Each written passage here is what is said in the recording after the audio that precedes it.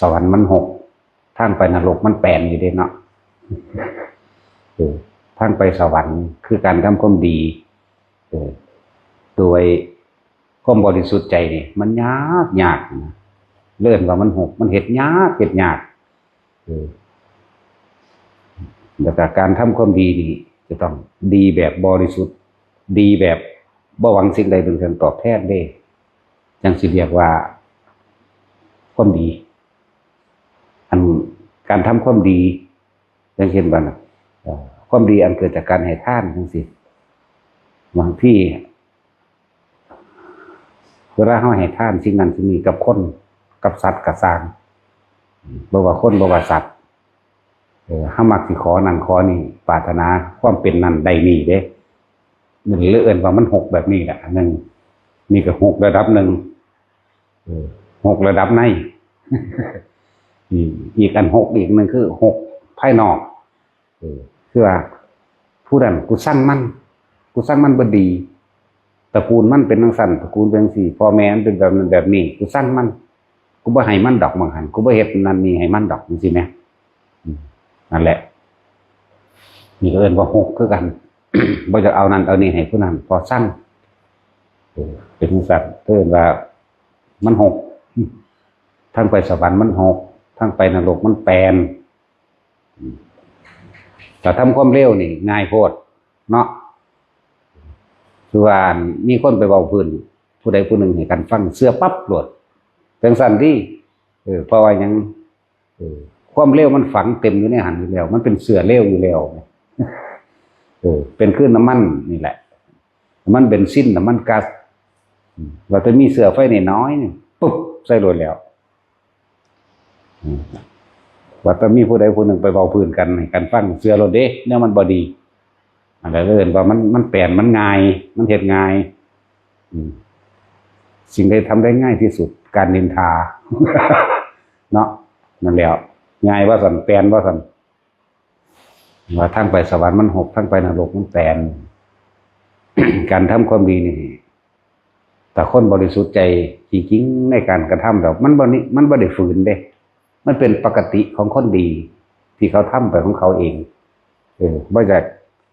ากได้เกียรติยศโล่รางวัลอีหยังคำสรรเสริญหยังเขาก็บ่ได้สนใจนั่นน่ะบาดนี้ก็สิมีผู้มาว่า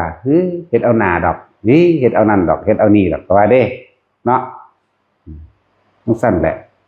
เฮ็ดเอาหน้านี่ผู้มาขวางแต่ว่าปกติของคนดีจริงมันเป็นปกติของเขาบ่ได้เสแสร้งแกล้งทำดีถ้าคนที่เสแสร้งแกล้งทำดีทำบ่นานดอกเขาเดียวอันผีขี้โกรธขี้โลภขี้หึงผีโมโหมันโผล่ขึ้นมาเองดอกแต่คนดีจริงอ่ะไม่ได้แกล้งทำไปเรื่อยเป็นปกติของเขาแล้วถ้าไผสิว่าดีหรือว่าเลวบ่สนใจบางหันพวกคนดีบ่จริงที่มันเสแสร้งแกล้งทำดีทำไม่ได้นานเพราะว่ามันสันดานของคนดีสันดานของคนดีมันเป็นปกติเห็นผู้ใดตกทุกข์ได้ยากอยากซอยเหลือปั๊บโดดมันเป็นของมันเป็นปกติเห็นผู้ใดตกทุกข์ได้ยากนี่ยังเป็นตาให้ได้ให้นี่ยังเป็นตาซอยแบบใดซอยช่วยเหลือโดยบ่เลยเลือกคือโดยเท่าที่มีบ่มีอาหารกินก็เอาอาหารให้บ่มีเสื้อผ้าใส่ก็หาเสื้อผ้าให้บ่มีเงินใส่พ่อนั่นก็หาให้เท่าที่มีนั่นแหละมันคือเป็นปกติของคนดีเพราะว่าสันดานดีกับสันดานเลวเด้บัดนี้โอ้ยมันทำท่ามันก็สิไปเว้าอวดอ้างคนเด้ผู้นั้นกูก็ซอยผู้นี้กูก็ซอยอยู่หั่นอยู่นี่กูก็ไปเฮ็ดมาเบิดว่าเด้เนาะมันเลยเบิดดีเพราะว่ามันเฮ็ดมาเบิด เบิดดีหลายอย่างจริงว่าแต่ละคนเบิ่งเข้ามามองเข้ามาหันกลับเข้ามาดูตัวเองเด้อว่าเฮานี่สละจริงบ่ให้ท่านการเสียสละนี่ต้องบ่หวังสิ่งใดตอบแทนเลยการให้ท่านเสียสละนี่เสียให้มันเสียไปเลยนะเสียจริงๆนี่นะ สูญหายไปเลยนี่นะบ่ต้องไปมีความหวังว่าสิได้นั่นนี่เนี่ย แต่เวลาการให้ทานต่างๆเขาจึงบ่ค่อยเว้าอานิสงส์เพราะว่าคนมันสิไปงงไปพะวงไปอยากได้นั่นนี่ในอานิสงส์บ่หาแต่ไปหวังบ่หาแต่ไปอยากได้มันได้ของมันเอาเองดอกมันได้ของมันเองโดยได้หวังบ่อยากได้ยิ่งไม่อยากได้ยิ่งได้เด้จังซั่นแล้วนั่นแหละคืออันสิพาเฮ็ดอยู่ซุมื้อนี่ล่ะมันมีอานิสงส์ที่เยอะแยะมากมายแต่ว่าเฮาบ่ค่อยเว้าเห็นบ่ถ้าเว้าแล้วมันสิกลุ่มเอาแต่อานิสงส์นั่นแหละมันบ่สละจริงๆมันทำสิ่งหนึ่งเพื่อแลกสิ่งหนึ่งทำทานเพิ่มทุกข์ทำบุญเพิ่มบาปเอาของน้อยไปแลกของมากแต่จริงๆเด้ล่ะเป็นสั่นเด้ล่ะ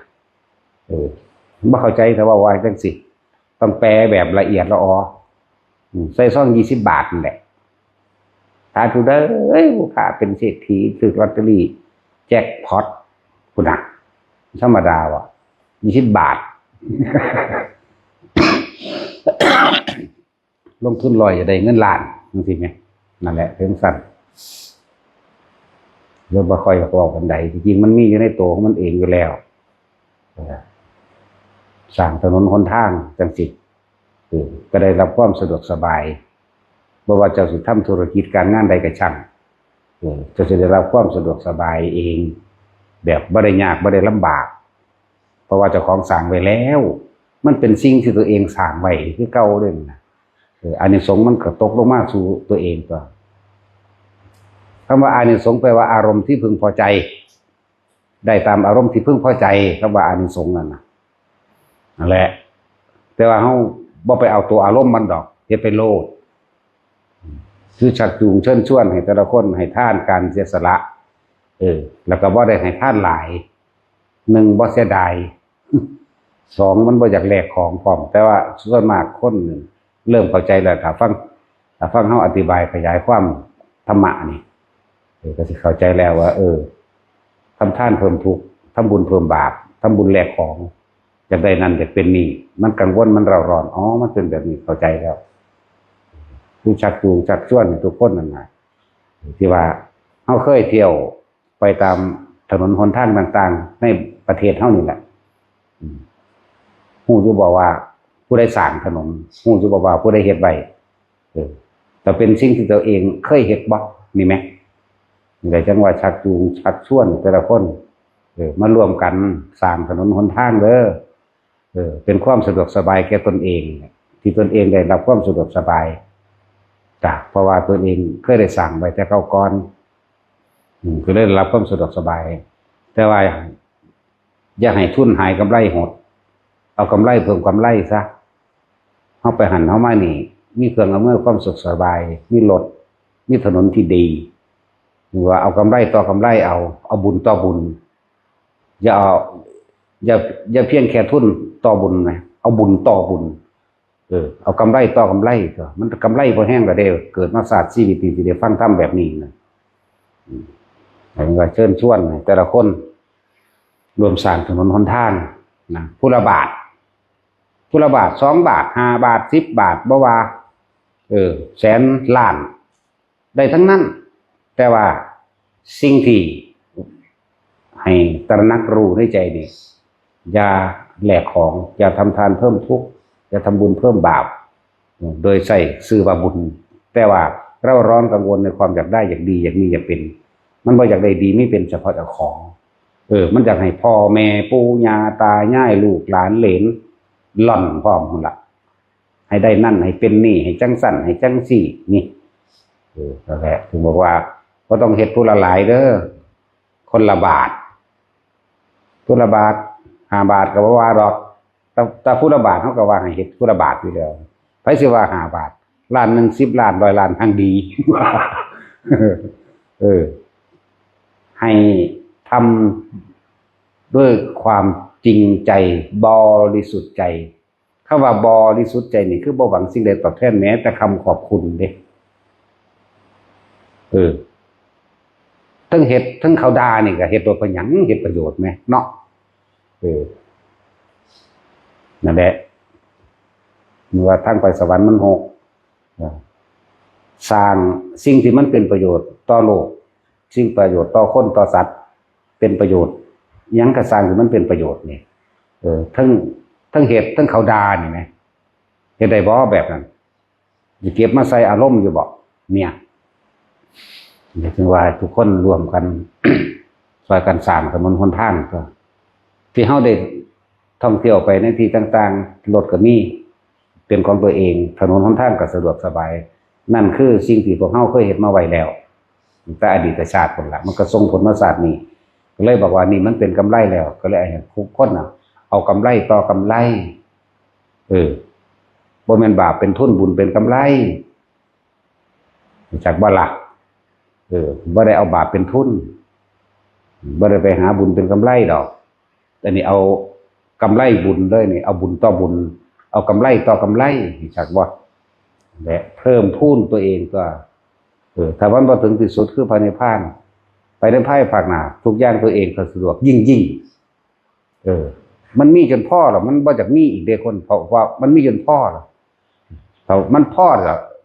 อมันก็บ่จากมีเด้มันมีจนพ่อเราบ่อยากมีจักว่าล่ะจังซั่นจ้ะแล้วมันมีหลายๆแล้วมันเอียนออกเด้มันบ่อยากได้เด้บัดนี้นั่นมันมีจนพ่อมันพ่อแล้วมันเลยบ่อยากมีจังซั่นเลยว่าเอาบุญต่อบุญเด้อจังว่าเชิญชวนแต่ละคนรวมกันสร้างถนนหนทางตอนนี้เฮ็ดขยายไหลทางตะเกามัน4 เมตรมันแคบมันรถหลีกกันบ่ได้จาก4 แยกบ้านดอนไลนั่นแหละจนไปถึงสถานธรรมเฮาวัดพุทธกาลุการามต้นโพเฮาสาขาที่1ยาว1 กิโลกับ800 เมตรประมาณนั้นล่ะนั่นแหละผู้ใดมีคือแต่ว่ามีจิตศรัทธาหรือบ่จัดจิตศรัทธาก็สร้างแต่ว่าล่องสละความเป็นเจ้าของเองล่องสละเงินบาทหนึ่งนี่นะมันก็สิเสียดายปานนั้นอยู่บ่มันใจสิขาดปานนั้นอยู่บ่เนาะ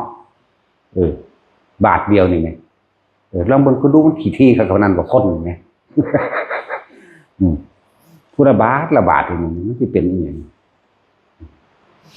นั่นแหละแล้วก็บ่ต้องแลกของบ่ต้องอยากได้นั่นบ่ต้องไปปรารถนานี่แต่ให้สละด้วยใจมันผู้ใดสละโดยพอได้ก็สร้างให้จำเอาไว้ว่าบ่ได้หวังผลกำไรจากการทำบุญบ่ได้หวังผลกำไรจากว่าสิได้อานิสงส์เป็นนั่นเป็นนี่ได้นี่เพียงว่าเฮาเฮ็ดด้วยความบริสุทธิ์ใจให้คิดเบิ่งให้ระลึกเบิ่งดีๆเวลาเฮาเที่ยวไปสถานที่แห่งนั้นแห่งนี้เฮามีถนนเที่ยวดีๆนั่นผู้ใดเฮ็ดไว้เราก็ถามตัวเองมึงดูกูได้เฮ็ดน้ำเพิ่นบ่นอถนนนี่ไผเฮ็ดนอเห็นไหมเขาเอาเงินใส่มาเฮ็ดนอนี่แหมแล้วอันใดกูมีส่วนบ่นอนี่แหมนั่นแหละเจ้าบาปเป็นทุนให้เอาบุญเป็นกำไรไปเลยก็เลยว่าเอากำไรต่อกำไรทุกคนที่เกิดมาในตอนนี้นะคือทุกคนมันได้กำไรเบิดแล้วล่ะความสะดวกสบายทุกอย่างคนโบราณตะกี้กว่าสิเดินทางไปพุ่นไปปีใดย่างเอาผู้รวยสุดก็ขี้เกียจขี้ม้าเนาะพอแห้งก็เด้ทางนี้ลุกคุกคักไปตามป่าตามดงมีเสือมีช้างลัดขวางทางหลายอย่างอันนี้สิไปทางใดนั่นแหละกรุงเทพมื้อเดียวรถขี่รถปืดนั่นบ่ล่ะบัดนี้กำไรยิ่งขึ้นไปอีกคือสิไปต่างประเทศขึ้นเครื่องบินรถโอ้ยพระพุทธเจ้าท่านเว้าไปถือครับเนาะคนทั้งหลายในยุคนั้นเนี่ยพศ2500ขึ้นไปในกึ่งพุทธกาลบุคคลทั้งหลายเป็นผู้มีบุญมากแม่นธรรมดาเด้จะได้ทุกสิ่งทุกอย่างหรือเป็นผู้มีหูทิพย์และตาทิพย์ตลอดทั้งเหาะเหินเดินอากาศโดยไม่ต้องบำเพ็ญก็แม่นตัวบ่ได้บำเพ็ญหยังยากตัวจะเงินนั่นแล้วแต่ว่าหูทิพย์ตาทิพย์พุ่นเขาคุยกันอยู่อเมริกาพุ่น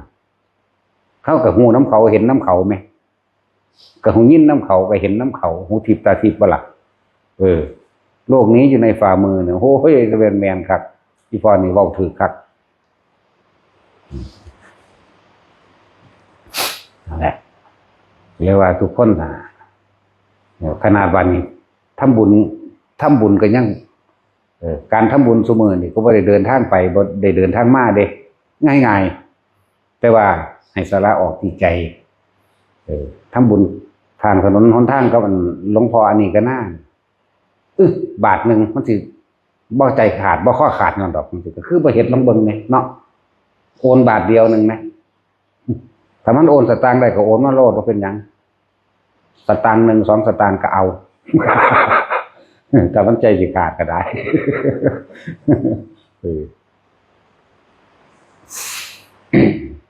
นั่นแหละตั้งแต่เฮาทั้งเฮ็ดประโยชน์ให้แก่คนทั้งคนก็ได้อีกแหน่เฮายังซื่อๆอยู่เด้ล่ะซื่อๆอยู่ห่าวก็เก่าอีกหังด่ากูหังเฮ็ดหลายคักแต่กูสร้างยานอวกาศให้คนไปมาได้กูหังสิสร้างไปเลยยานอวกาศยังได้ขี่อยู่บ้าแต่กูหายตัวให้คนไปได้กูเห็นแต่คนหายตัวไปหันไปไหนกูหังเฮ็ดคักคุณดีเดี๋ยวนี้ทั้งห่าวเก่าๆเด้ปานเติมเสื้อน้ำมันให้เฮาเด้ดาโลดดังข้อเลือดหัวออกดาจนมึงสักตายลงกระหม่อมรถคือว่าอำนวยความสะดวกให้คนนะแค่เขานึกปุ๊บไปถึงปุ๊บรถได้หังสิเฮ็ดได้เลยนี่มันมีวิธีใดบ่นอนี่ว่านึกปุ๊บถึงปุ๊บเห็นไหมเนาะถ้าเฮามีวิธีนั้นเฮ็ดให้ได้เฮาก็สิเฮ็ดนะอันนี้ตอนมันมีวิธีเท่านี้แต่นึกปุ๊บถึงปุ๊บเฮาก็สอนอยู่เด้ล่ะจังซั่นแล้วทุกอย่างสำเร็จที่ใจไปได้โดยใจไหมเนาะป้ากูไปเที่ยวต่างโลกเบิ่งกันหน้าสินึกปุ๊บถึงปุ๊บเลยเด้ล่ะจังซั่นแล้วไปอมรโคยานทวีปกันหน้าถึงแล้วได้นี่คำนั้นนะ ไปปุเพไปเทหาทวีปกันหน้าไปหาจีบสาวเอาเมียต่างโลกกันหน้ามันก็ได้บ่ได้ล่ะมันบ่ได้ยากนะมันนั่งเฮ็ดให้กันบ่ได้ติแต่มันเฮ็ดให้ได้เฮ็ดให้แล้วเด้เฮ็ดให้แล้วแม้กระทั่งพระนิพพานน่ะจักว่าจักกระสร้างหรือตีนกวาดแมงเข้าเบิดนี่กวาดตาสินตะก่อนแล้วหนากวาดตาสินก่อนนะตาสินโอ้ยก็สิยากโอ้เศร้าใส่ฮิปโปอีกแล้วอุ้ยบ่ได้แม่อีหวีเอาอีกแล้วจังซั่นแล้วขนาดนั้นเด้มันธรรมดาเด้ขนาดว่าสิไปบ่สิตีนกวาดขึ้นดอกจังซี่โอ้ยห่วงคนนั้นผู้นี้อยู่คนเด้ขนาดที่ใดๆเนาะดันเป็นความจริงอยู่เด้นี่มันตัดสินขนาดนั้นเด้อมันเหมือนธรรมดาเด้อันนี้จังซี่ความรักความอะไรมันเป็นที่หนึ่งของสัตว์โลกอยู่แล้วทุกอย่างเกิดจากรูปมาแหละแล้วธรรมดาบอกคำว่าราคะนี่ความยินดีพอใจในรูปลักษณะท่าทางของบุคคลที่เราพอใจแต่เฮานี่รู้สึกว่าพอใจเบิดได้ว่าแต่บ่เฒ่า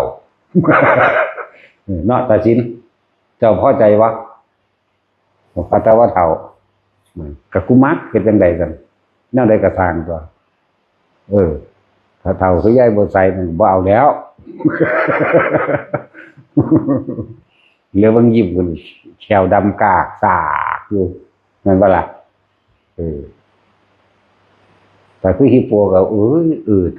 อยู่ไปสิไปอยากหมักนั่งสั่นผมว่าพอใจแล้วแต่แบบนั้นเนาะ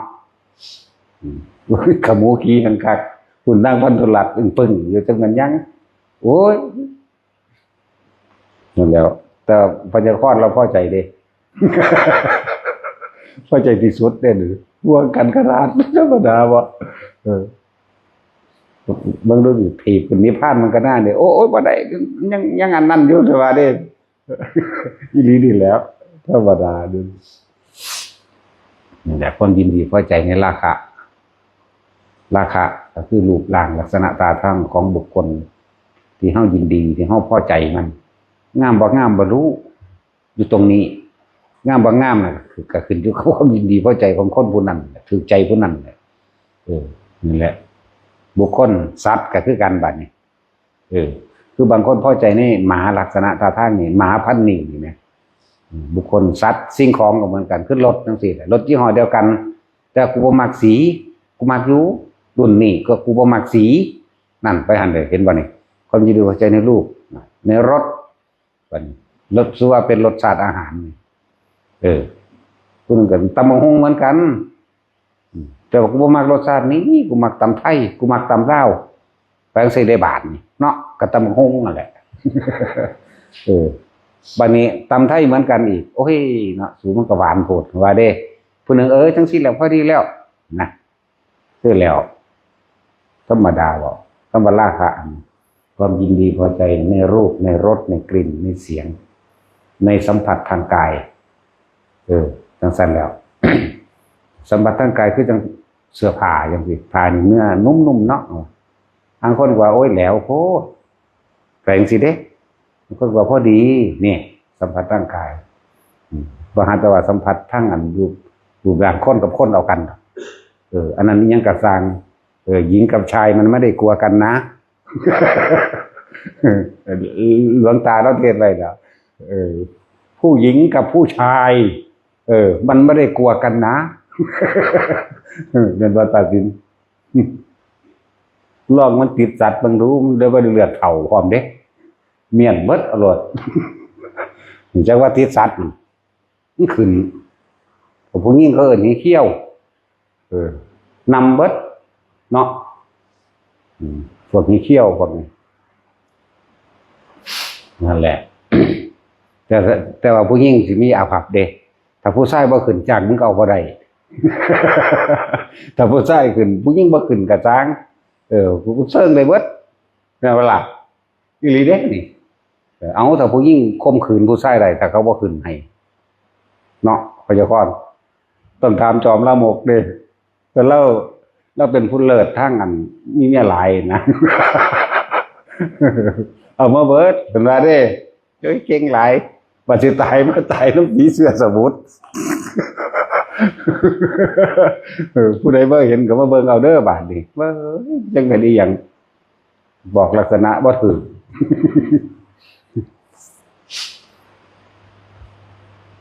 แหละมันเป็นธาตุของตัวเดียวเบิดนี่แหละที่มันพากันเวียนว่ายตายเกิดนี่สิไปหาเงินกองจ้องเงินหาเพื่อหยังก็หามาเลี้ยงรถแห่งกามตัวเลี้ยงลูกเลี้ยงรถเลี้ยงกินเลี้ยงเสียงแห่งกามตัวแห่งความพอใจตัวเดียวนี่ตัวบ่รู้จักเมื่อยแต่ว่ากระสูเนาะเมื่อยเป็นได้กระสร้างถึกรังแกก็เห็นก็อดเอาแต่ถ้าพ่อสู้ได้สู้คือกันเด้บ่ธรรมดาเด้แนวมื้อนี้มันมีเบิดนั่นแหละ ฆ่าคนก็ได้ฆ่าสัตว์ก็ได้ลักก็ได้โยนความผิดให้ผู้อื่นก็ได้กล่าวตูใส่ร้ายสารพัดผิดได้เบิดธรรมดาเพราะอำนาจตัวนี้ความยินดีพอใจในรูปในรสในกลิ่นในเสียงสัมผัสอารมณ์ความรู้สึกที่มันตรึงที่มันย่อมอย่างมันย่อมในผัวในเมียนั่นแหละในหญิงในชายนั่นแหละ สมบัติใดที่มีค่าเสมอด้วยบุตรและภรรยาสมบัติใดจะมีค่าเสมอด้วยสามีและบุตรธรรมดาแหละคนเฮามันก็เห็นค่าอยู่แค่นั้นแหละที่มาฆ่ากันเวียนว่ายตายเกิดทีเดียวนี้เอาคือจังเฮาอยากได้งัวมาเลี้ยงนะสิงัวบ่อยากได้เฮาเด้เนาะแม่นว่าตัดสินงัวจากได้เจ้าบ่ตัดสินบ่ข่อยอยากได้เจ้าเด้มันอยากได้เจ้ามาเลี้ยงข่อยเด้มันลายอยู่บ่บ่เด้เลี้ยงไว้ก็หวังกำไรว่าภาษาเราจุนเจือครอบครัวเลี้ยงเมียนั่นแหละมีอีหยังลองบ่มีเมียบ่รู้มันสิหาสิเฮ็ดสิบ่วะแม่นว่าล่ะมันบ่หาบ่เฮ็ดมันบ่สู้เด้ตัวนี้สู้ตายอยากว่า สู้ตายจะเลี้ยงผัวเลี้ยงเมียนั่นแหละผู้หญิงฆ่าใครจะแตะ จังซั่นแหละหัวฆ่าใครจะแตะเด้อีบูดจังซั่นเด้ถ้ากูตายบ่ได้มาหัวกู กูสิมาหาคอมันจังซั่นโอ้ยอีผีมึงมันธรรมดาเด้เนาะคือว่าล่ะว่ามีผู้เดียวค คนมาจีบมันพูดถึงกับโสตายค่ะแกเด้ โสตายก็ยังเลยบักลำเบิงหน้ากูสันแต่ก็พอดีก็มีผู้เดียวมาจีบมันก็เลยเอาเลยว่าผู้อื่นเขากระยานตายเขาก็เลยว่ากล้า นี่สันแหละโอ้ธรรมดาดิความคิดของคนมันปรุงแต่งไว้แต่กูตายกูเลยว่าหัวกูบังโทษกูมาหักคอมันเหลือสาร แห่งสันแล้วแล้วถ้าว่าหักเขาไปเขาเอาหลายๆคนตัวนอกแต่สิงเขาบริวาเด้เอาแมงจากแสนคนเอามันเอียออกคุณนึกว่าเลยบ่ได้แล้วนะแต่สิงเลยมาแตะกูบงแน่กันบอก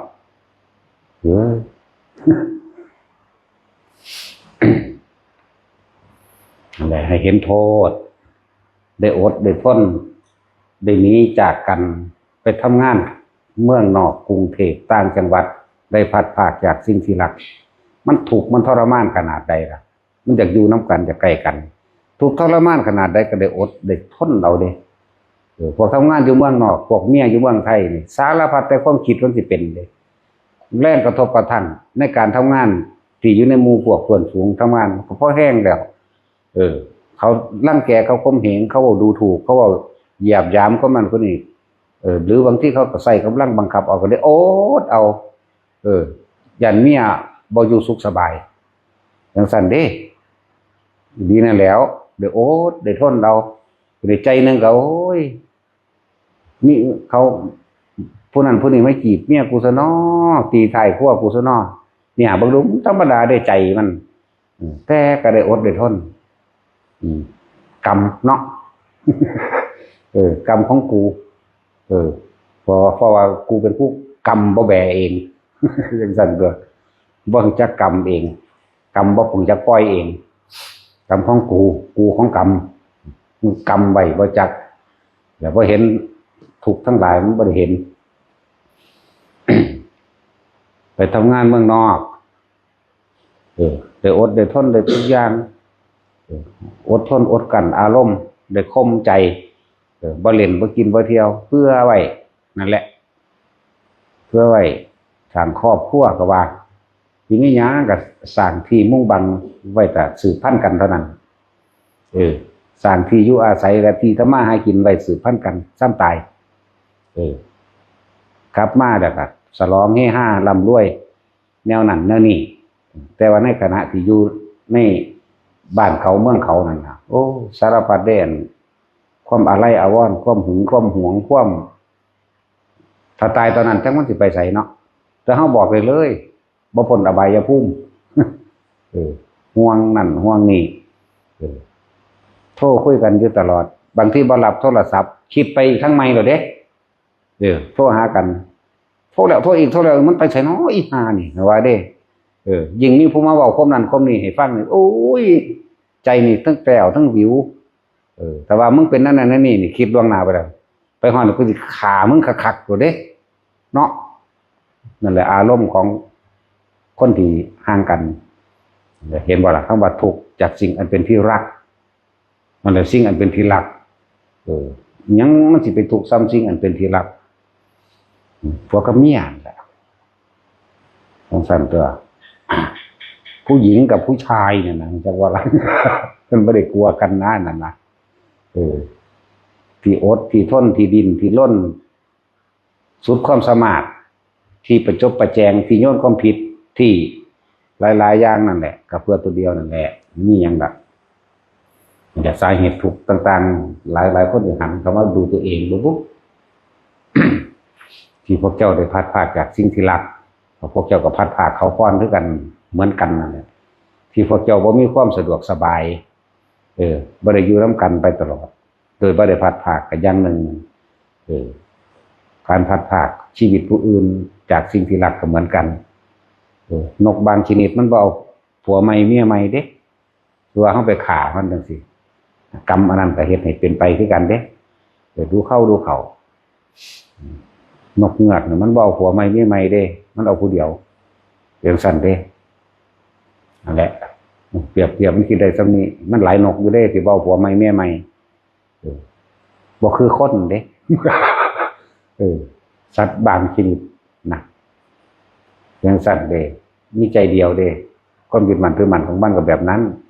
แต่ว่านั่นก็เป็นศีลอย่างหนึ่งของมันคือกันเด้เป็นกรรมของมันส่วนคนเนี่ยกูเอาแมงเบิดคือกันเอาวะ เนาะแต่ศีลถึงว่าเอาผู้เดียวนั่นเจ้านั่นบ่ได้คือตะค้อนหลายได้เก่าเด้ เก่าได้ธรรมดาเด้ตายอยู่ในหันแหละผีเสื้อสมุทรขังไว้ในถ้ำเสร็จแล้วอย่างบลาแต่ละคนที่ชีวิตที่ผ่านมาที่โอ้ได้ทนเพราะว่าไม่เห็นสาเหตุของมันความอยากได้ดังใจอารมณ์ความยินดีพอใจนั่นแหละที่มันลึกล้ำเข้าไปเห็นให้เราได้อดได้ทนเวลาเมียบ่ได้ตั้งใจก็จะตบจะตีเขาเวลาผัวบ่ได้ตั้งใจก็จะตีจะตบเขาคือกันเด้ผู้หญิงเลยมันยังหลังจากบางพวกเจ้าเป็นธาตุแห่งอารมณ์บ่เด่นอารมณ์ตัวเดียวอารมณ์ความยินดีความพอใจนั่นแหละมันจึงเกิดความบ่พอใจได้เพราะว่าเขาเห็นบ่ให้ถึงใจบ่ให้พอใจนั่นแหละแต่เห็นถึงใจพอใจมันก็อีกแบบนึงนั่นแหละทุกคนจึงเป็นธาตุอารมณ์อันเกิดจากรูปเมื่อมีรูปก็มีรสมีกลิ่นก็มีเสียงก็มีสัมผัสและมีความรู้สึกพึงพอใจและพึงบ่พอใจบ่นั่นแหละ หลายอย่างเด้อพวกกับเมียแต่งงานกันแล้วบ่นอนนำกันมีอยู่บ่เด้อเนาะบ่มีเด้ มีแต่ในตำราพระกัสสปะกับนางภัตตกาบิลานี่เด้หลายภพหลายชาติเลยที่เขาเจ้าแต่งงานกันแต่ว่าบ่เคยนอนนำกันชาติสมัยที่เป็นสุวรรณสามที่เป็นลูกเป็นสุวรรณสามศาสตร์หนึ่งอีกมาศาสตร์ภัตตกาบิลานี่กับปิภริมนมนี่ก็อีกศาสตร์หนึ่งก็บ่นอนนำกันเด้นี่บ่ได้ใกล้กันเด้จังซั่นแล้วมีอยู่แต่ว่ามีในตำรานะลักษณะนั้นเหตุแห่งการพลัดพรากก็เพราะว่าเฮาไปพลัดพรากผู้อื่นก่อนคือกันเด้อเหตุบ่ได้ดังใจเพราะว่าเฮาไปขัดขวางซึ่งว่าขัดขวางทางลาภของเขาสิ่งใดที่เขาสมควรสิได้แต่ของไปแงะใส่เขานี่ก็เกิดไปล้มเหลวตัวเองก็บ่ได้เหมือนกันทุกสิ่งทุกอย่างที่เฮาเฮ็ดไปเนี่ยสุดท้ายแล้วก็ย้อนขึ้นมาหาเฮาเองเด้คนเฮาเป็นหยังจึงอายุสั้นพันตายคนเฮาเป็นหยังจึงเจ็บไข้ได้ป่วยเพราะการเบียดเบียนนั่นแหละคนที่มักฆ่าสัตว์คนที่มักรังแกข่มเหงผู้อื่นเนี่ยอายุสั้นพันตายตรงนี้คนที่เจ็บไข้ได้ป่วยก็มักทรมานสัตว์นั่นแหละคนที่หาทรัพย์สมบัติได้หาเท่าไหร่ก็เก็บไม่อยู่เป็นสัตว์เพราะว่าเจ้าของเคยไปหาหลักของเขาตัวเขาให้ผู้อื่นเสียชีวิตทรัพย์สินมาก่อนเลยเป็นเจ้าของได้เป็นเพราะนั้นจะไปโทษไผโทษตนเองมาเกิดเอาเองเกิดเพราะว่าตัณหาของตัวเองเกิดเพราะความอยากของตัวเองเกิดเพราะว่าตัวเองปรารถนาความสุขเมื่อใดก็ช่างที่เราปรารถนาความสุขเมื่อนั้นทุกข์ย่อมติดตามถ้าเฮาบ่ฟังธรรมะอันนี้บ่เข้าใจเด้บ่รู้จักเจ้าของว่าเจ้าของเป็นทุกข์เพราะอะไรแล้วก็สิหาทางดับทุกข์คือความบ่ว่าเกิดสิหาวิธีใดบ่มีเด้ถ้าบ่ฟังธรรมพระพุทธเจ้านั่นแหละสิ่งที่มีค่าสูงสุดกับเฮาคือธรรมคือความจริงของชีวิตนี่เอง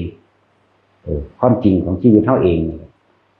แต่ความจริงของชีวิตเฮาเองแล้วแต่ความจริงของชีวิตผู้อื่นก็ไม่ต่างกันกับเราดอกนะนี่แหละที่เพิ่นว่าได้ตนเห็นตนคือได้ธรรมเมื่อเห็นตนแล้วก็เห็นคนอื่นด้วยทั้งโลกตัณหาเดียวกันมันไม่ได้ต่างกันเด้จึงฝึกตนฝึกตัวเองให้เจ้าฝึกเจ้าของเองซะก่อนไปก็ดีคือเน้นนะโมมันไปทุดงนั่นแหละมันเก่งกว่าเฮาเด้เฮาตะกี้ยังว่า13-14 ปีจังไปมันไป8 ปีนึงเด้อยู่ป.2นึงมั้ยเรียกว่าเก่งกว่าเฮาอีกให้แล้วการบวชนี่ บ่แม่นแค่ว่าจะทำให้ตัวเองสิ้นทุกข์ได้เท่านั้นเลยแต่ยังเป็นที่พึ่งให้ผู้อื่นได้ด้วยจังว่าคำว่าพุทธศาสนาหรือคำว่าธรรมะนี่มันบ่ได้เป็นของบุคคลผู้ใดผู้หนึ่งบ่ได้เป็นของศาสนาใดศาสนาหนึ่งพร้อมธรรมะเป็นความจริงของทุกชีวิตสรรพสัตว์เลยทั้งมนุษย์และอมนุษย์เลยนั่นแหละเฮาเห็นภิกษุสามเณรเขามาบวชในพุทธศาสนาแล้วอันใดมันบ่ถูกใจจักผิดจักถูกมันบ่ทันได้รู้หรอกอันคำว่าผิดหรือถูกอันใดมันบ่ถูกใจสิผิดถูกโดยพระธรรมคือผิดถูกโดยพระวินัยมันบ่ทันเข้าใจดอกคนซุมื้ออย่าเพิ่งกล่าวตูอย่าเพิ่งขับไล่ให้คิดเบิ่งว่าถ้าเฮาคิดถึงว่าในโลกนี้ถ้าผู้มีอายุน้อยกว่าถ้าเข้าใจว่าเป็นลูกหลานของตนเองมันก็อภัยได้ถ้าผู้มีอายุมากกว่าที่ว่าเป็นพี่ชายหรือมารดาบิดามันก็อภัยกันได้เนี่ยที่สุดของกันมีชีวิตอยู่ร่วมกันนะในคำสอนพระพุทธเจ้าเฮานี่ผู้ความมีเมตตารั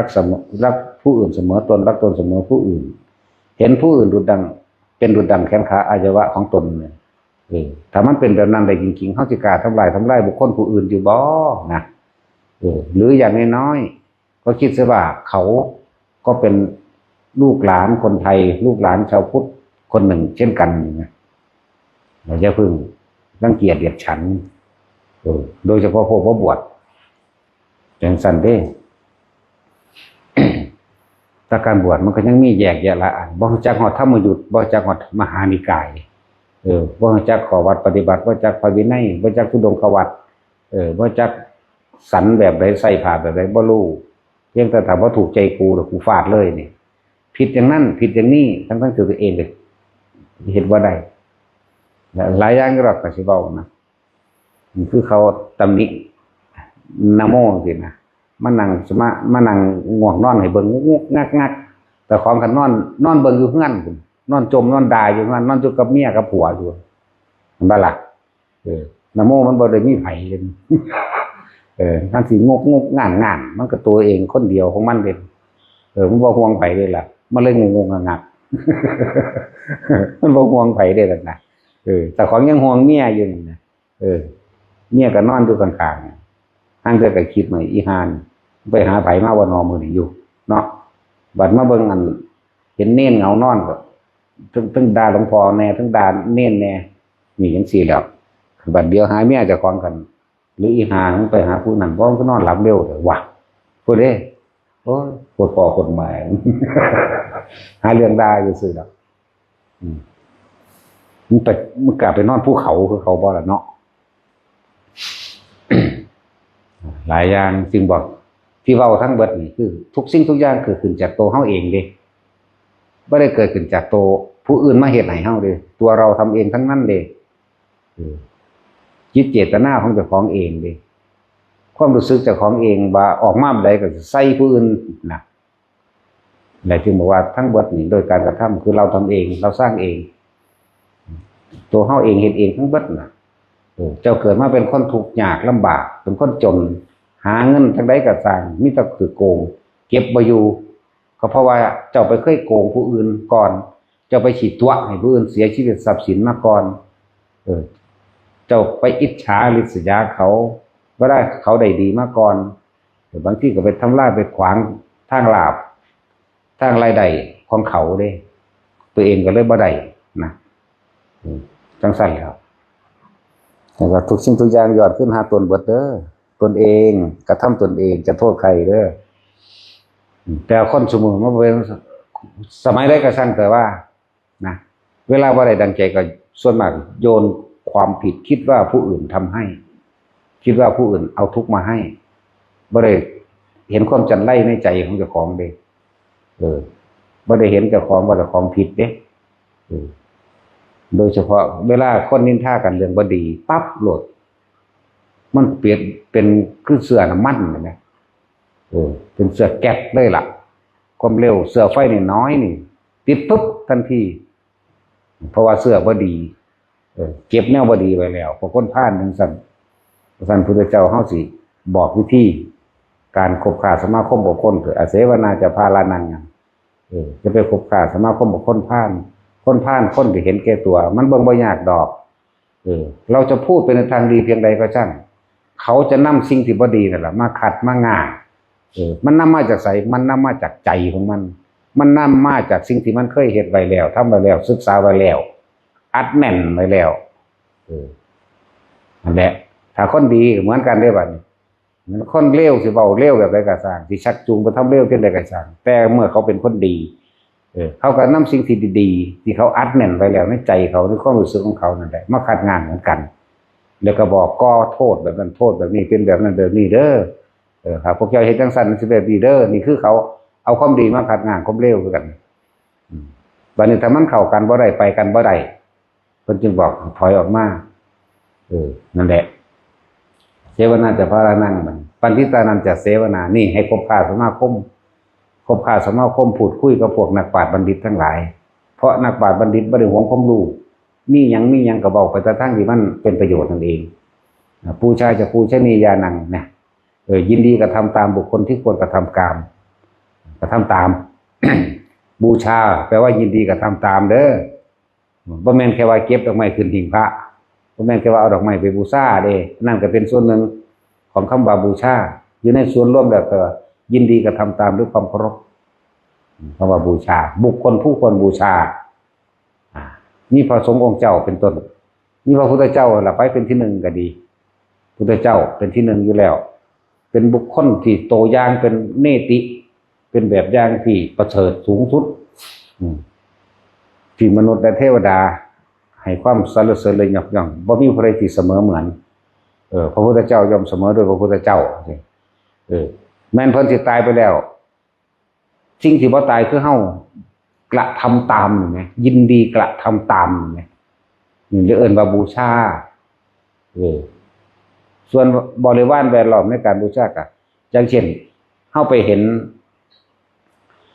เจดีย์พระธาตุเจดีย์ต่างๆสังเวชนียสถานจังซี่หรือเป็นบริโภคเจดีย์ต้นสีมาหอโพธิ์ต้นโพธิ์ต้นไม้ตัดสรุปก็เอิ้นว่าบริโภคเจดีย์ได้เอิ้นว่าสังเวชนียสถานได้บ่แม่นที่เศร้าสลดใจเลยคำว่าสังเวชนียสถานฟังดีๆนี่เด้อไปกันเลยสถานที่ที่ทำให้เกิดความฮึกเหิมทำให้เกิดศรัทธาของบุคคลผู้มีชัยชนะเฮาจึงรู้สึกว่าเฮาอยากเป็นผู้มีชัยชนะเหมือนเพิ่นสังเวชนียะชนีกับชนะกันเดียวกันแหละสถานที่ทำให้เกิดชัยภูมิหรือว่าสถานที่ชนะมารก็ว่าสถานที่ที่ทำให้เกิดชัยชนะก็ว่าว่าสังเวชนียะนี่นะสถานนี่นะนั่นแหละการนึกถึงหรือว่าการตาเข้าไปเห็นต้นโพธิ์ที่เป็นสัญลักษณ์ที่ว่าพระพุทธเจ้าตรัสรู้นั่นเพิ่นชนะบ่ล่ะตรัสรู้เพิ่นชนะมารทั้งปวงโดยเฉพาะกามราคะตัณหามารของเพิ่นเองนั่นมารใหญ่อันนี้นึงหรือที่ประดิษฐาน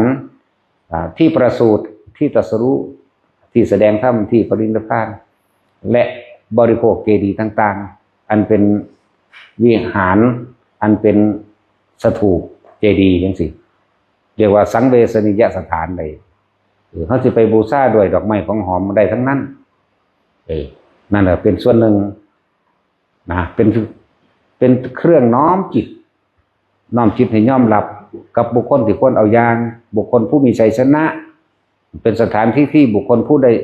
ได้ชัยชนะเสียแล้วทำให้เราน่ะได้คติได้ตัวอย่างอยากทำตาม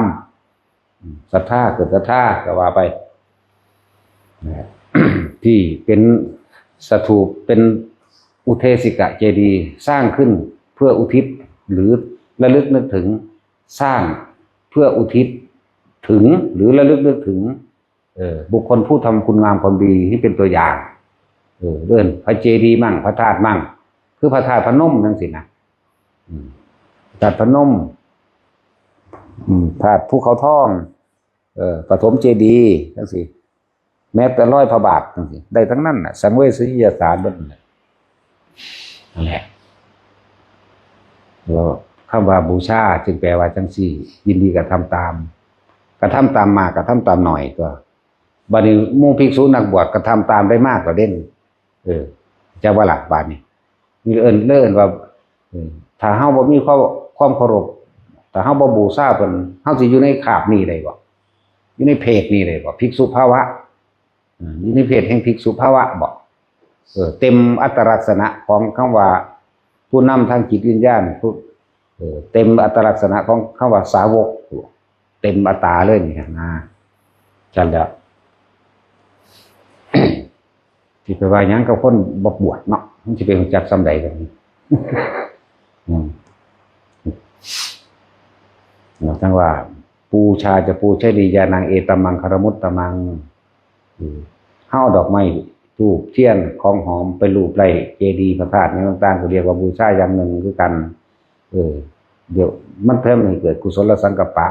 จิตเฮาน้อมไปในทางที่ทำให้เกิดความสงบเย็นเด้อเฮ็ดจังซี่แล้วมันบ่กลับมาทำลายตัวเองตัวบ่ได้กลับมาทิ่มแทงตัวเองตัวนั่นแล้วหรือเฮาผ่าสีนั่นสีนี่ไปบูชาต้นโพเรียกเอาไปผูกก็ว่าได้หรือประดับประดาตกแต่งห้อยระยะจังซี่ได้ทั้งนั้นแหละเป็นเครื่องบูชาอันนึงสมัยพระพุทธกาลก็มีอยู่เด้ล่ะพระอชิตะภิกษุเพิ่นก็ยังเอาผ้าที่นั่งพระชาบดีโคตมีนั่นถวายเพิ่นนั่นถวายพระพุทธเจ้าล่ะที่แรกแต่ว่าสุดท้ายแล้วก็เพิ่นบ่รับพระพุทธเจ้าก็บ่รับพระสาวกซ้ายขวาก็บ่รับรั่วไหลไปฮอด80วงก็บ่รับแล้วภิกษุบวชเมื่อกี้นี่บวชแล้วก็ย่างน้ำก้นง่อมๆมันอชิตะภิกษุรับเป็นบ่ล่ะใช่ผมก็เฮ็ดเป็นผ้าม่านกั้นเพดานขึ้นพื้นหนึ่งเฮ็ดเป็นผ้าม่านพื้นหนึ่งเฮ็ดเป็นผ้าเพดานพื้นหนึ่งก็เอิ้นอีหยังอันหน้าต่างไหมโอ้ยเฮาลงบ่มักว่าดับบัดดาเลยบ่จักซื้อมันถ่ายหยังวะก็บัดดับบัดดามันสวยงามผ้าม่านบ่บังหน้าต่างหยังนั้นนะอีกอันนึงก็ฉีกเป็นผ้าเช็ดเท้ามั่งสินะนี่แล้วทั้งสั้นแล้วบูชาบุคคลบูชาด้วยผ้ามั่งหรือเขาจะเอาไปห่มผ้าพระเจดีย์จังซี่ก็ถือว่าเป็นการบูชาเพื่อน้อมจิตให้เกิดกุศลได้นั่นมันบ่ได้ต่างกันได้อันเอาดอกไม้ไปบูชาเพิ่นก็คือบ่พากันว่าแน่แต่แน่ว่าอันนั้นห่มผ้าพระเจดีย์นี่สิว่าหยังก็คิดถึงผ้าเหลืองซื่อๆยังไปสวรรค์ได้เนาะจังซั่นว่าไก่เลี้ยงลูกอยู่5 โตนบาดสิตายไปคิดถึงแค่ผ้าเหลืองปิวตีขอบตาซื่อๆคิดถึงผ้าเหลืองไปเกิดสวรรค์เฉยตกจากสวรรค์มาแล้วยังมาเกิดมาเป็นคนเราได้บวชในพุทธศาสนาได้เฉยธรรมดาหลายองค์อยู่ได้ล่ะพวกไก่เนาะตาหินจะไก่ว่าเจ้าที่เจ้าจะไปเป็นแมงมุมมาแล้วหลายอย่างอยู่ดอกแต่นั่นคือว่าบ่อันใดที่มันบ่ทำลายผู้ใดผู้หนึ่งเสียชีวิตทรัพย์สินแล้วแต่ก็บ่เป็นเพื่อความเบียดเบียนผู้อื่นนั่นน่ะอย่าว่าให้กันเฮ็ดหยังไพ่นอกศาสนาก็มีเต็มเดี๋ยวไพ่ในศาสนายังมายุ่งเหยิงเก่าๆอีกเนาะ หลายอย่างอยู่ดอกที่น้อมจิตเข้าไปนี่คือเรื่องนั้นตั้งน้ำหิ่งพระจังซี่ก็บ่ผิดดอกน้ำเป็นชื่อเครื่องหมายไม่ต่างจากดอกไม้บูชาข้าวพระพุทธนี่ก็บ่ผิดดอกก็บ่ต่างจากดอกไม้และของหอมนั่นก็เรียกว่าการบูชาอย่างหนึ่งเหมือนกันสินิพพานปุ๊บเลยนะเอาทำเฮ็ดได้วะเนาะแม่นบ่ล่ะคนบ่จักที่จักแดนหยังเอานิพพานจังสิเอาต่อแม้ต้องฮู้จักก็เริ่มต้นตั้งแต่การบอกการสอนแนะนำให้ท่านให้เสียสละเพื่อผู้อื่นตัวที่เมื่อเขาท่านแล้วความยึดมั่นถือมั่นในอัตตาตัวตน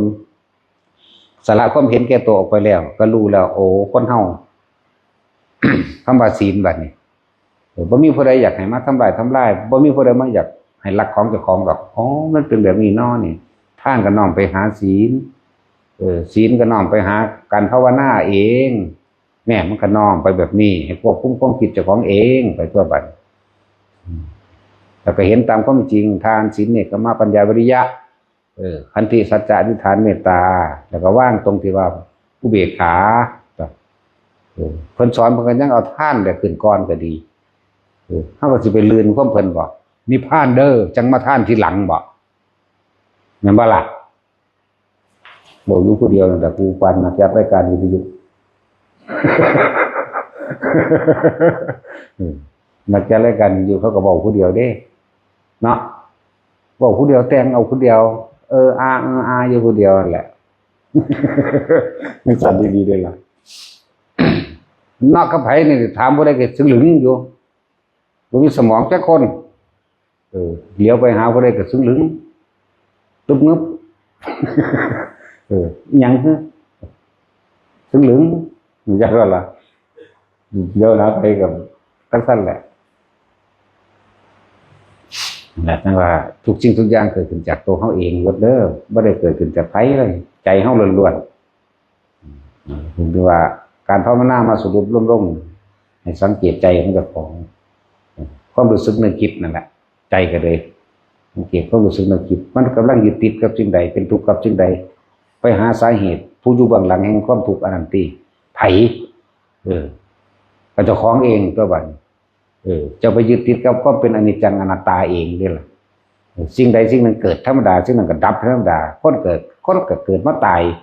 การพบกันพบเพื่อจากขนาดนี้ล่ะเนี่ยมันหาความจีรังอย่างยืนบ่ได้แต่ว่าพวกเจ้าจากใดจีรังอยากให้ยั่งยืนเนี่ยยอดธรรมก็อยู่อนิจจังกับอนัตตาน่ะยอดความเข้าใจยอดของปัญญายอดแห่งความเห็นถ้าว่างความเห็นทั้งหลายทั้งปวงใดเลยบ่มีความเห็นมันก็ละเบิดทั้งตัวบ่จักได้บ่จักเป็นอย่างจักอย่างนี่แค่คำเบาซื่อเด้นี่จริงๆแล้วมันบ่มีคำเบาคำคิดหยังดอกมันบ่มีแนวแหละ ไว้ผู้ใดอยากพ้นออกจากวัฏสงสารอันนี้เมื่อฟังธรรมดีแล้วทุกสิ่งทุกความเกิดเป็นทุกข์พระพุทธเจ้าสอนแต่เรื่องทุกข์เด้ทุกข์หนทางดับทุกข์เท่านี้นึงเด้บ่ได้ผู้ใดไปสักเป็นสวรรค์นางฟ้าเด้มันตกข้างเอาเองดอกเนี่ยทุกข์จากความเกิดเห็นไหมแม้ความเกิดก็เป็นทุกข์แก่เป็นทุกข์เจ็บเป็นทุกข์เห็นไหมป่วยไข้ไม่สบายเป็นทุกข์พลาดพลาดจากสิ่งที่รักเป็นทุกข์สิ่งใดไม่ได้ดังใจสิ่งนั้นจะเป็นทุกข์นี่นะสาเหตุแห่งความทุกข์เนี่ยสิ่งใดไม่ได้ดังใจสิ่งนั้นจะเป็นทุกข์เห็นไหมแล้วก็สอนเนี่ยทุกข์ดับไปดับแบบใดแล้วก็หนทางแห่งความดับทุกข์นี่จะสอนเรื่องทุกข์เนี่ยบนแม่นบาลบาทเนี่ยทุกข์สมุทัยนิโรธมากแน่ก็ยุ่งมองนี่ได้บัดเนี่ยมันก็เลยให้ใจเป็นไงใจเป็นประธานหันเข้ามาเบิ่งเจ้าของหรือโลดทั้งติดกับสิ่งใดเขากระตุกกับสิ่งนั้นเนี่ยหมายถึงว่าวิธีมันเพิ่นก็สอนให้แล้วอยู่ลมหายใจนั่นแหละพระอรหันต์บ่อยู่ไกลหรอกอยู่ในเฮานั่นแหละในลมหายใจอยู่ในหูดังนี่แหละพวกเจ้าไปเห็นทั้งไม้มันบ่มีทางดอกพวกเราว่าหันก็เบิ่งหูดังเจ้าของเองพระอรหันต์อยู่ในหูดังเด้ออย่าไปหาอยู่อื่นบ่มีเด้อยู่ในลมหายใจเจ้าของในหูดังเจ้าของน่ะเอาเถอะนะยอดทั้งเบิดแห่งความรู้ยอดทั้งเบิดแห่งปฏิจจสมบัติเพราะสิ่งนี้มีเพราะ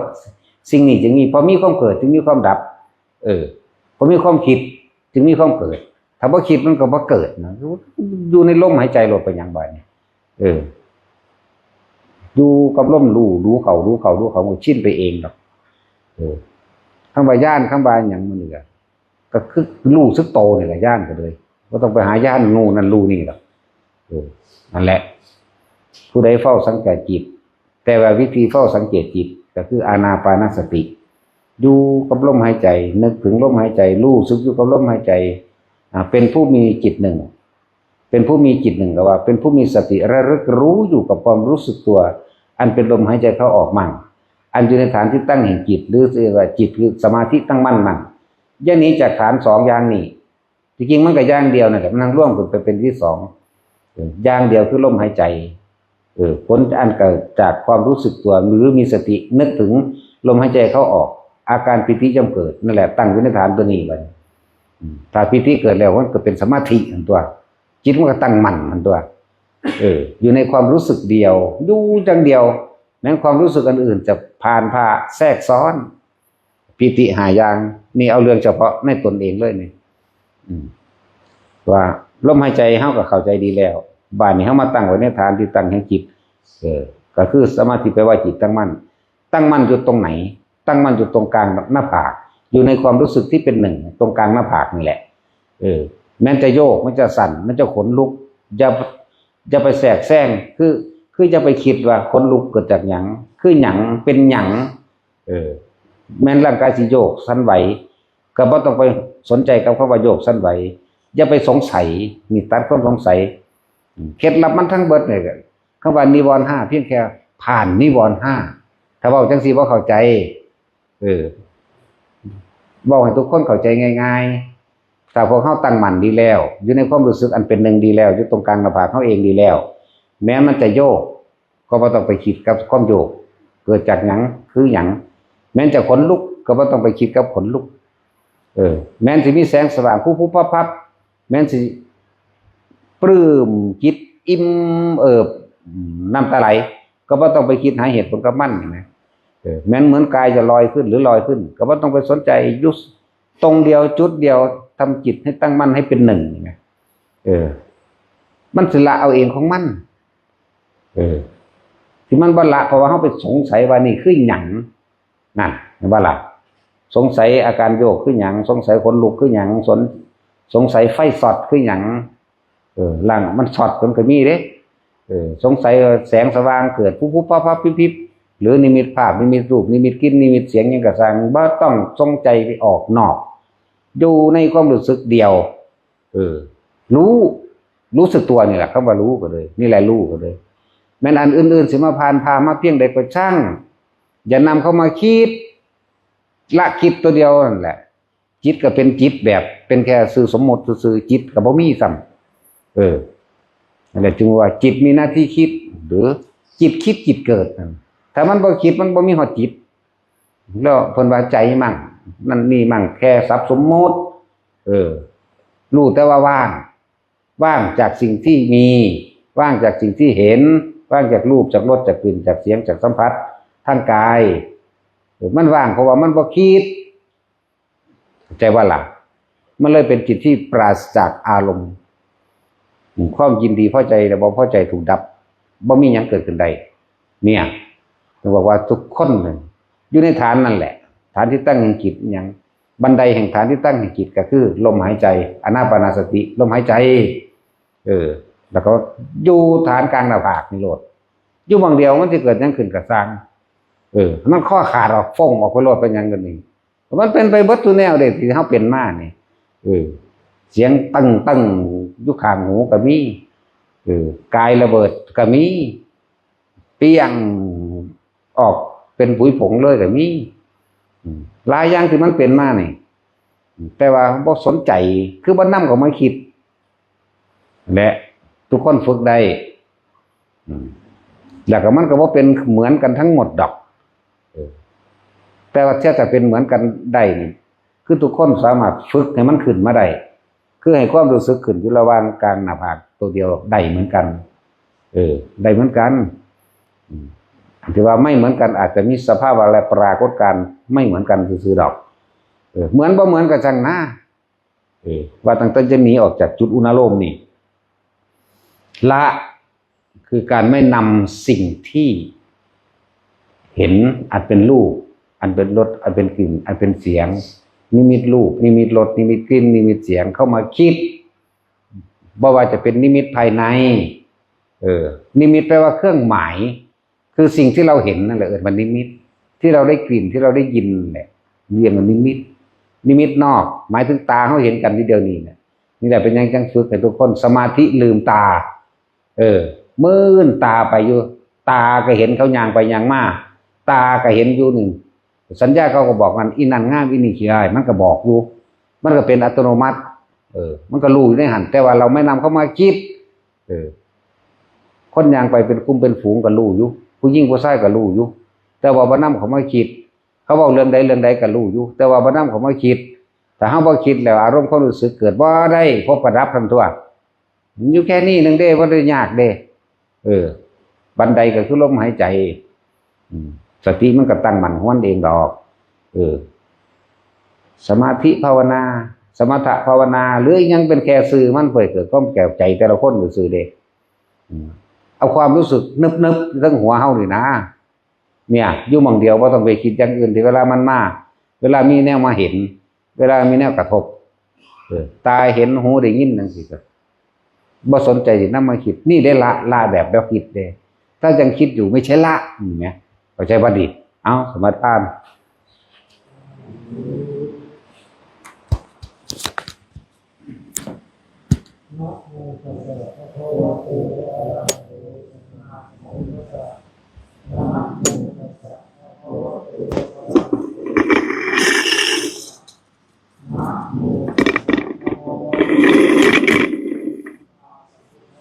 อิมาหังขวาตัดภาวันคุณหญิงกันรู้จักชาติข้าแต่องค์สมเด็จพระผู้มีทุกภาคเจ้าผู้เจริญพระเจ้าทั้งหลายของมอบกายหลายชีวิตเด็กองค์สมเด็จและสัมมาสัมพุทธเจ้าท่านพุทธเจ้าทั้งหลายขออาราธนาบารมีท่านพุทธเจ้าทุกพระองค์พระปัจเจกพุทธเจ้าทุกพระองค์พระธรรมและพระอริยสงฆ์ทั้งหลายครูบาอาจารย์ทั้งหลายสับสืบกันมามีผู้แม่ครูอาจารย์หลวงตาบัวยรสปนเป็นที่สุดขอได้โปรดทุกจิตของข้าพเจ้าผู้สื่อภาวะพระกรรมฐานทั้ง40ครับพระพิจิตรทั้ง5พระวิปัสสนาญาณทั้ง9จงมาบังเกิดกลางมีกายเท่าไรมีวจีเท่าไรมีมโนเท่าไรขอข้าพุทธเจ้านักการบัดเดียวนี้เถิด